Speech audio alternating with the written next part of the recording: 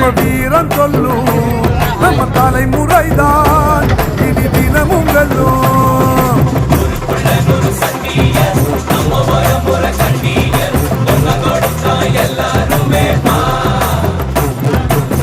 வேட்டையாடும் கூட்டமாடா வேட்டையாடி பார்ப்போமாடா ஆட்டம் கூட்டம்